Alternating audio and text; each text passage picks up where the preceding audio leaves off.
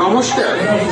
পিতা মাতা মা শীতলা, চণ্ডী মা রক্ষাকালী মাতার আশীর্বাদ ধন্যা শিবশঙ্কর অটোমেটিক পুতুল স্টলের পক্ষ থেকে জানায় উৎসব কমিটির সকল সভ্যবৃন্দ ও দূর দূরান্ত থেকে আগত সকল দর্শনার্থীদের আন্তরিক প্রীতি, শুভেচ্ছা, অভিনন্দন ও ভালোবাসা।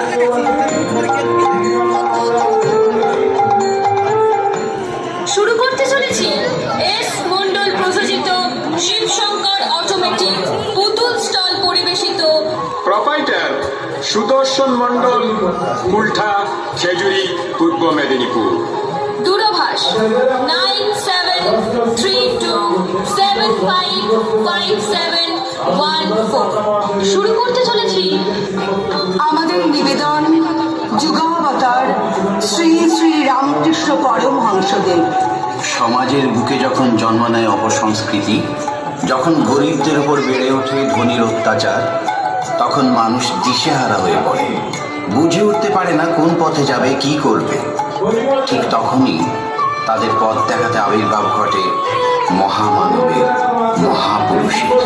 তেমনি এক মহাপুরুষ শ্রী শ্রী রামকৃষ্ণ পরমহংসদেব, সকলের প্রিয় ঠাকুর, যিনি বলতেন টাকা মাটি, মাটি টাকা, যত মত তত পথ। সেই ঠাকুরের জীবনে অনেক অলৌকিক ঘটনা, যার হদিশ আমরা আজও করে উঠতে পারি।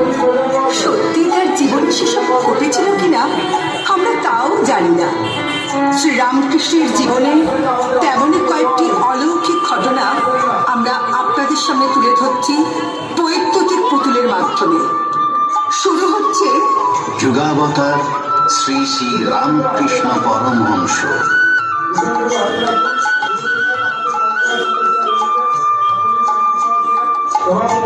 হুগলি জেলার কামারপুকুর গ্রামে 1836 সালে 18 ফেব্রুয়ারি তার জন্ম। বাবা শ্রী ক্ষুদিরাম চট্টোপাধ্যায়, মা শ্রীমতী চন্দ্রমণি দেবী।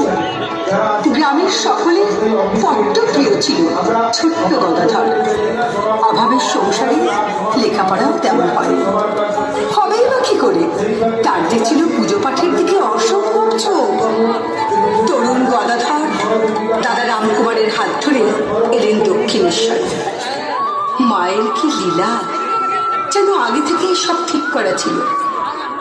তরুণ গদাধরই হলেন মায়ের মন্দিরের পূজারী। পূজায় বসেছে তরুণ পূজারী, কিন্তু কি পুজো করবে?